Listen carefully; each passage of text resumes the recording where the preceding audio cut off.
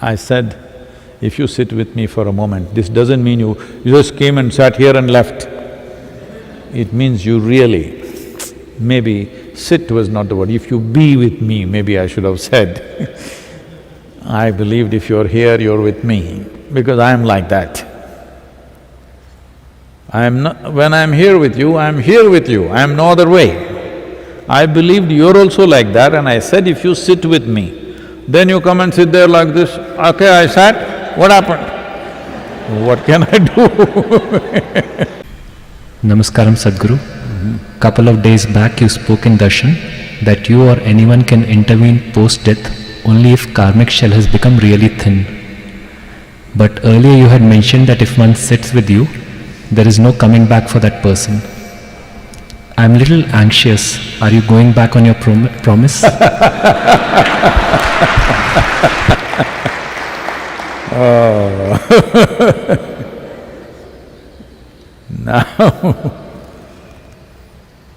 Now, you're some kind of a disciple, whoever you are.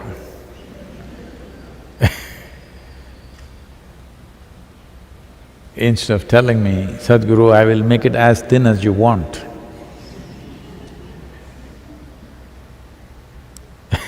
I'll make it as thin as it is needed for you. Instead of that, you're asking me, Sadhguru, you promised then, will you stick to the promise or are you going back? This is the same position that Ananda Tirtha took.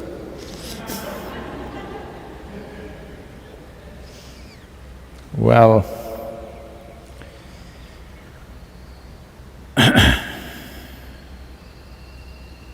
this needs to be understood. See,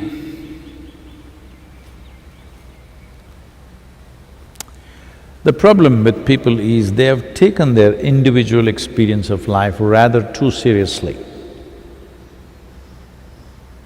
They don't understand that this individual experience that you have of life is just sheer magnanimity of creation, that's all. There's nothing to it. They can just pull the plug anytime. See, right now the virus, you're gone. Today you're fine and tomorrow morning you may be gone. The entire world, nearly the entire world is under lockdown, just an invisible virus.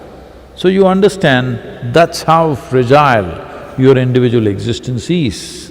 At the same time, it is built in such a way that it can last and persist.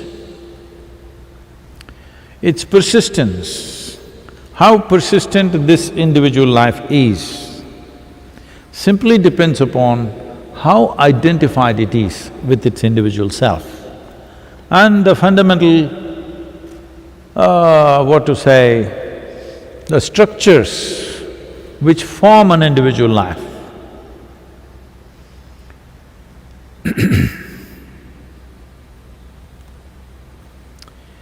See, you as a life, you're essentially a life,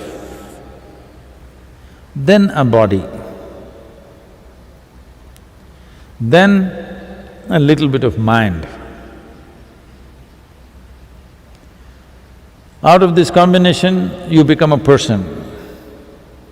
Because you become a person, you got a whole lot of stuff in the world. You have a home, you have a family, you have this, you have that, you even have a guru. Full. All the accessories you have, full on. But you need to understand you're essentially a piece of life.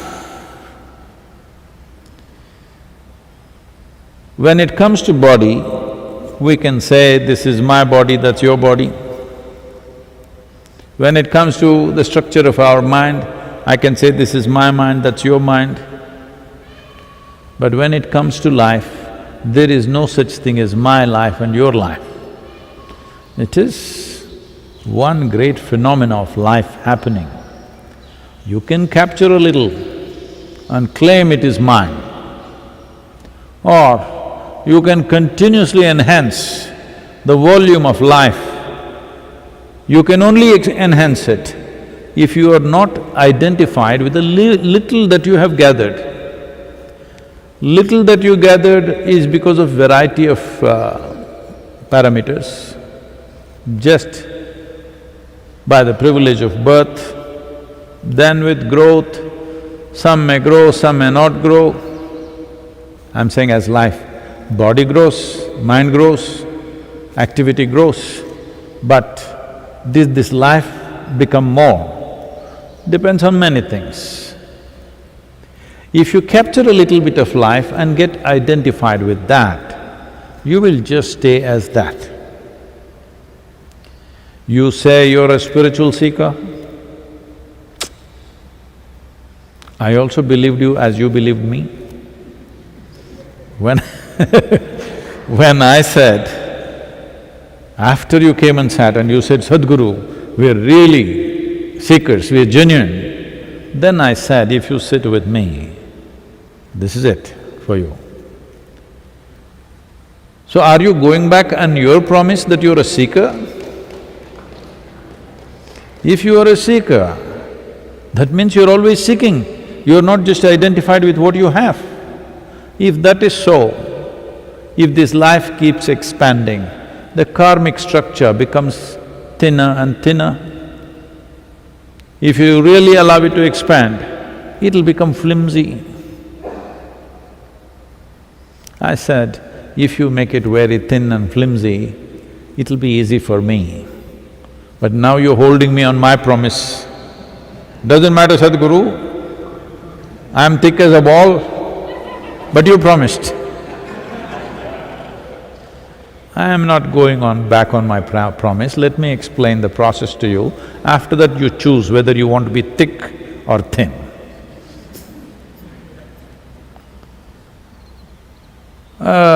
This question is coming because a little thick here also, I think.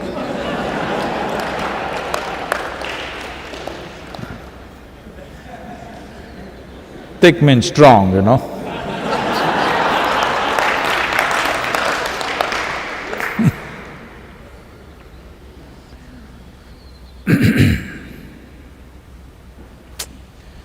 The most popular, maybe popular is not the word, most prevalent nut in Isha Yoga Center is the groundnut. I took back the word popular, prevalent. So, a groundnut is not really a nut. It's a legume, it's not really a nut. But because it grows in the ground and it needs some protection, nature gave it a nice shell. Because it has a shell, it is pretending to be a nut, just like you.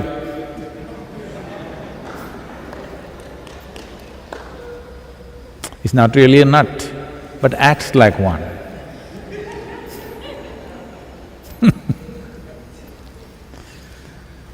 So, throughout your entire life, you can go about like a real nut, which most people manage to do.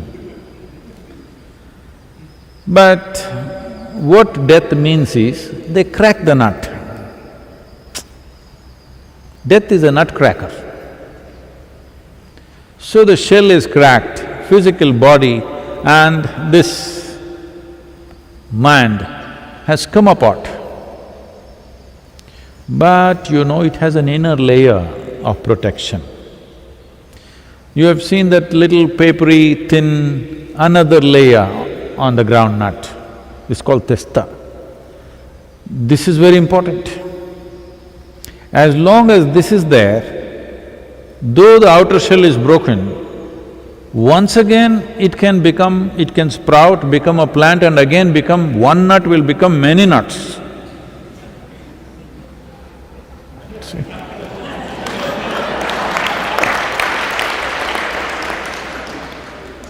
They say there were only two nuts, Adam and Eve.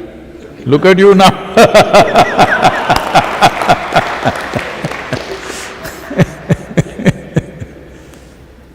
So, this one nut, if you leave that skin, it can sprout and become many nuts. Those many nuts again will go through the same process and become many, many nuts.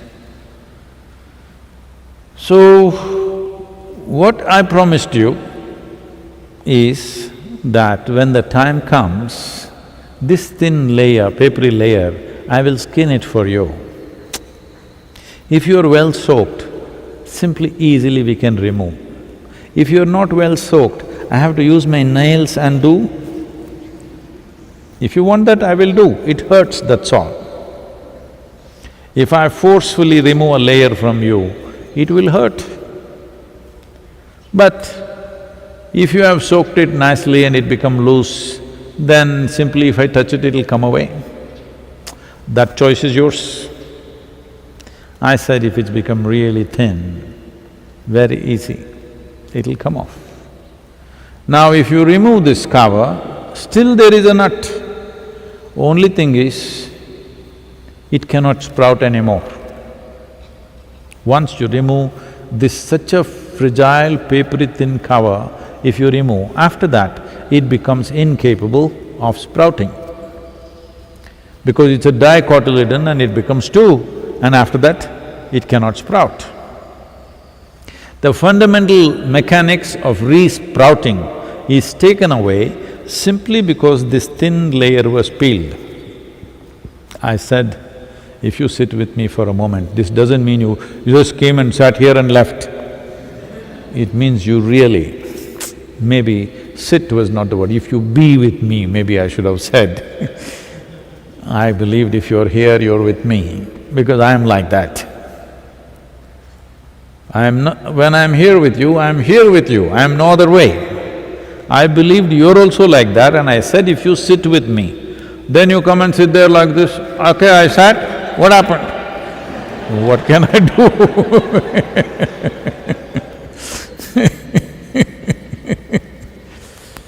So, anyway, I'm not going back on my word. If you really sat with me, if you were being with me for a moment, it's a mechanism that naturally the peel will come off. Whether it'll come off effortlessly or little painfully, that depends on you, but it'll come off. But the nut is still there, cannot sprout, but hangs around. This is the promise we made, that we will see you don't sprout back again. But 2 days ago when we were talking about totally dissolving something. For dissolution, without some cooperation, no. Preventing you from sprouting back again so that no more nuts come out of you, well, I promised you I'll stick to the promise. But I thought we will raise your aspiration. Instead of just not sprouting, you are able to, when you're freshly dead, we were talking about post-death only, right? Yes, the other day? Okay. When you're alive, if you do it, it's most fantastic, but you could not, you worked on it, became loose, but still could not. So you are freshly dead. Maybe that's a wrong terminology, but I like to use it. Freshly born, freshly dead. So, when you're freshly dead, at that time, to completely dissolve is a good possibility. So whether you will let me do that or just take away the peel so that you cannot sprout and take your own time to dissolve, but cannot take on one more body, that I promised you I will stick to that. Now I was upping my promise. I am upgrading my promise, not taking away the promise, I am upgrading the promise, not just not sprouting. Dissolution itself can be done if only you are in a mode of cooperation. You think, being like a rock like this and you want to dissolve, how to dissolve a rock? It'll take million years. Not that a rock cannot be dissolved, it will take 1,000,000 years. But if you become sweet like sugar, or at least like salt, within minutes, we can dissolve you. That's all I was saying, not going back on the promise. This is So, what will make you work or strive little more with stronger intent so that you can also reduce the labor for your guru? This also you must think. Hello? This also you must think. Not only about how you will get liberated, you must also think, how can I reduce the work for my guru? Such a thought never occurred to you? So if that is the way you are, then there are ways to hasten your sadhana. This happened. A Jewish boy, 12-year-old boy, was studying in a school. He was doing great with all the subjects, but only in mathematics he was not doing very well. Jewish families are like this. One subject not doing well is not okay. Others would say, wow, he's doing great in everything else, math he doesn't like, it's all right. That's not how Indian families and Jewish families work. If you get 98, Indian mother will ask you, where is the other 2%? What happened? Anybody else, they will throw a party and celebrate, my son got 98%. Not in India. They will ask you, where is the other 2%?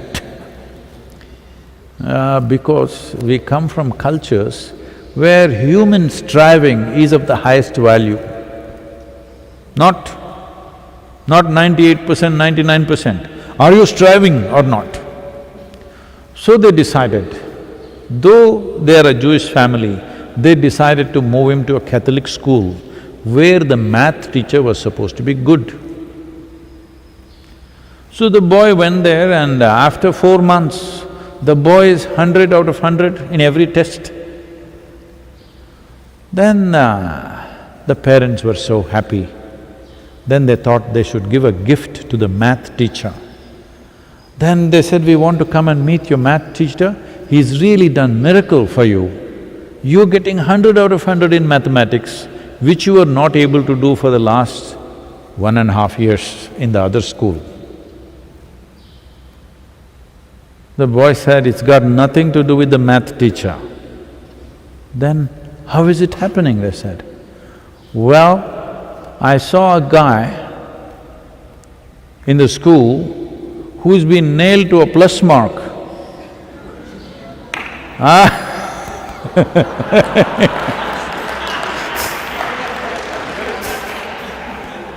So that's it.